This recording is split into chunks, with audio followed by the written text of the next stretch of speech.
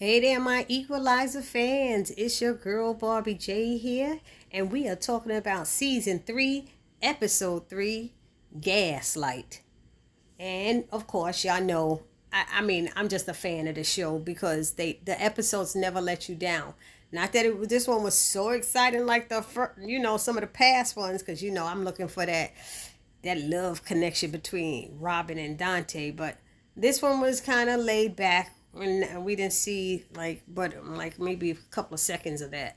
Anyway, let me get started with this episode and move this review recap on. So it starts with Delilah trying to get a cup of coffee, and Robin stops her and gave her some orange juice. And I was thinking, boy, back in the day, I remember kids didn't drink no coffee. It was like almost like drinking alcohol. You didn't let kids drink it. But nowadays, they don't care. They be 5 years old drinking coffee. I don't know.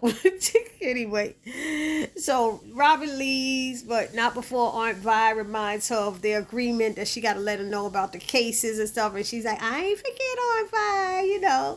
So then Robin meets, with a woman named Evelyn who thinks her dead husband is trying to kill her. And this was interesting. And when she went to the police about it, of course, they called her crazy, really. And they called children's services on her, thinking that she was losing it and was an unfit mother. I said, you see how quick they do that to us women? You see how quick, instead of helping her out, they calling her crazy. So then Robin meets with Harry and Mel to see if they can help her. But Robin told them that the PTA, they were having this conversation, and they said, what could be worse than the CIA? She said, the PTA. And I was laughing. I said, the women in the PTA could be rough. Yeah, they y'all.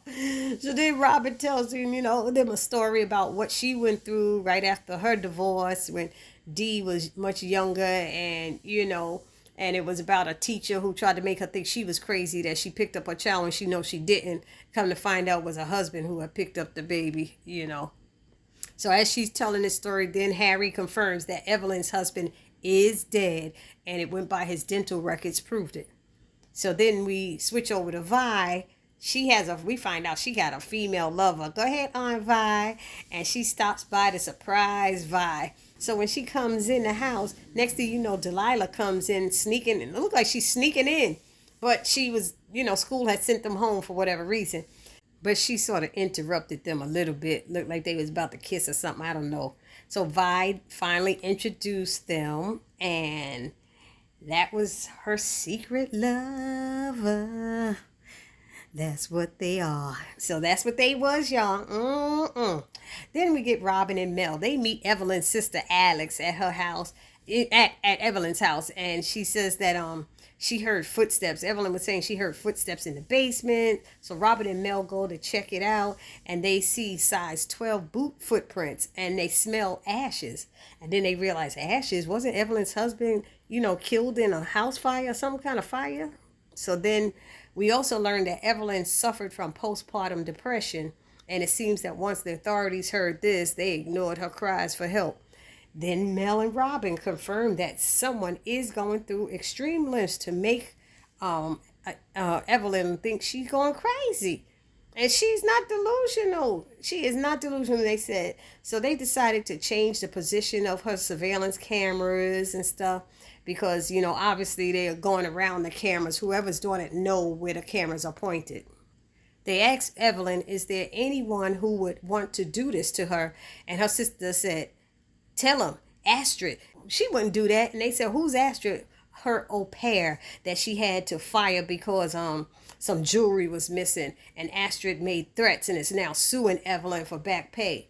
Then the little girl asked to see her daddy by the window, and they thought it was the picture of Richard that was by the window turned around. So the daughter wouldn't, she said she turns around so her daughter wouldn't miss her daddy so much. Then Robin goes across the street to talk to a neighbor, Mrs. Peters, who she saw peeking out of the blinds. And so Mrs. Peters tells her what she has seen and what she has done, which was basically call the police about a brown sedan idling on their block for hours. And they told her it had to be there for at least 48 hours to be considered suspicious. And Miss Peters wasn't trying to hear that. So she wrote down the license plate. And Robin gave that info to Detective Dante to check it out. I was like, more neighbors need to have people like Mrs. Peters. Anyway, then Mel and Harry went to speak with Astrid about what happened, between her and Evelyn, and Astrid wasn't very nice at all. Then an alarm goes off for one of the cameras at Evelyn's house. Mel calls Robin, and she goes to check it out, and she catches Kevin Weber, who happens to be Evelyn's husband's brother. He tells Robin what went down and said Evelyn got Robin fooled and mental illness runs in her family. And Kevin said, he was only breaking in there to get this ring that goes to him. It would belong to his father, and Evelyn wouldn't give it to him. And this was his first time in there since his brother died, and all this stuff he was saying. But anyway, Kevin said he thinks this is all Evelyn's fault because she's the one who suggested to go to the cabin, and then she just so happened to be hiking when the fire started. And so he's blaming Evelyn for his brother dying.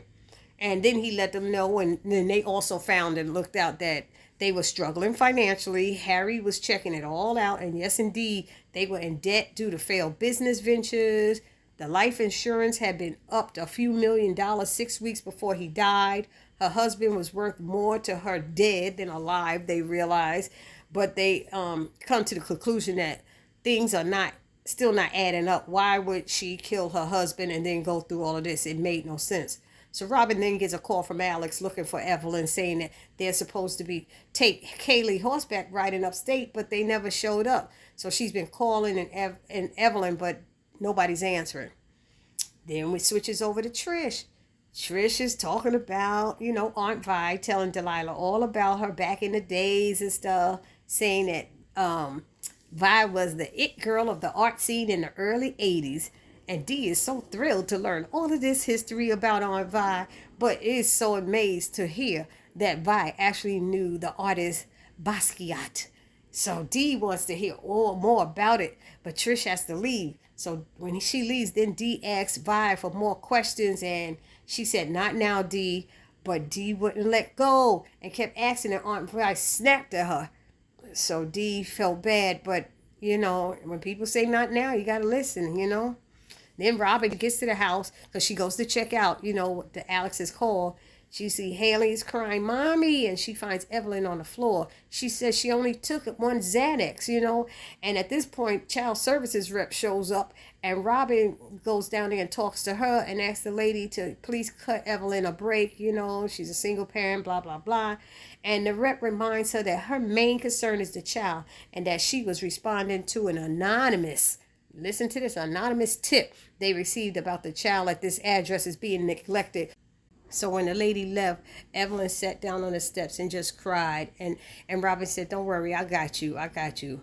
Then we see Harry. He sends the Xanax pills to the lab to be checked. And they learn that the pills are actually used to treat anxiety, which Xanax is for. But these are used to be treated for horse anxiety. And it had a different name. I can't remember what it was, but it wasn't Xanax. Then they get a lead from Dante about the brown sedan. So Robin asks Harry and Mel to check it out. The guy runs when they catch up to him, and they learn that it's Richard Weber back from the dead. Anyway, arson, insurance fraud, breaking and entering. "You've been busy for a dead man," says Detective Dante as he's interrogating Richard.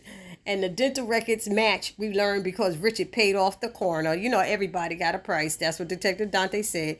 Richard shares that he didn't realize how hard it would be for him to stay away from his daughter. He would sneak in and hold her for a while as she slept. So Robin is listening to all of this on the other side of the glass, and she tells Mel it still doesn't explain why he's been trying to gaslight Evelyn. And as he leaves the interrogating room, they let Evelyn see him, and she walked up to him and slapped the crap out of him, saying, "How could you do this?" And all he could say is he was sorry. He felt that what he was doing was for the family. Then Robin and Mel are trying to figure out who is trying to drive Evelyn crazy. If it wasn't Richard, then who? So after digging some more, they learned that if something happens to Evelyn, her daughter Kaylee, and the family money, is because they had a family trust, it goes to her sister Alex. So Robin turns that car around real fast and heads back to Evelyn's house. So at this point, Evelyn's getting home and Alex is acting real strange. And we find out that she's the one with the mental health, basically. She gets a knife and stabs Evelyn, takes Kaylee, and leaves Evelyn on the floor to die.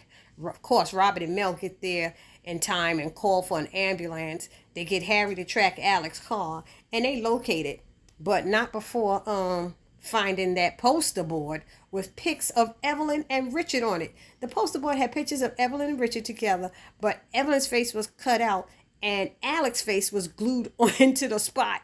We was like, okay, she the nutcase, they said. So we learned that and I guess when they were younger, Evelyn supposedly stole Alex's boyfriend. And as Alex tells the story, Richard was her boyfriend. Plus, we learned that Alex knew that Richard wasn't dead because she drove by him one day when he was sitting outside of Evelyn's house. However, she never mentioned it to her sister. Why is that? That's interesting. And then they showed that poster board to Richard, and he explained it all, but he said he didn't know what else was going on. So they had Richard call. They had Richard set up a meeting with Alex, in a park. And then Robin showed up instead and gently tried to talk Alex down, the way she did. She does, and knowing that Alex has this little mental state thing going on. So Robin tricked her into going to freshen up for Richard. And when Alex stood up to go walk away, she heard a police radio and a policeman stepped from behind a tree, and she turned around, called Robin a liar, and ran at her with a knife. And of course, you know what happened after that. We know how that ended, right? Knocked her down on the ground, beat her up a little bit, and that was it. I mean, what else? So as Robin walks away, Robin had to tell her, stay down there too. So Robert walks away with Kaylee, Dante noticed she had a little cut. She said, oh, it's just a nick. I won't die from it. And she's walking away holding little Kaylee's hand to bring her to the hospital, see her mama. She looks back and Dante is watching her walk away. I'm like, I told y'all it was about 5 seconds of that, and that's all we got this episode. So when she got to the hospital, Evelyn thanked Robin for believing her when no one else would. And that's important. That's really important, what people go through. And then it ended with Robin gets home and hugs Dee, and then Vi comes over and apologizes to Dee for snapping at her. She just felt uncomfortable remembering that time in her life. And then Vi spoke to them both a bit about her time in her life, about meeting Basquiat, the artist Basquiat, and then she showed them the art piece that she had been working on, and they loved it. And that's how it ended. So y'all let me know what y'all thought about this episode. I thought it was pretty good. I enjoyed it. Wasn't as action-packed as usual, but it can't always be action-packed, but at least it was a very good episode. Okay, so y'all let me know down in the comment section what y'all thought about it. It's your girl Barbie J saying peace.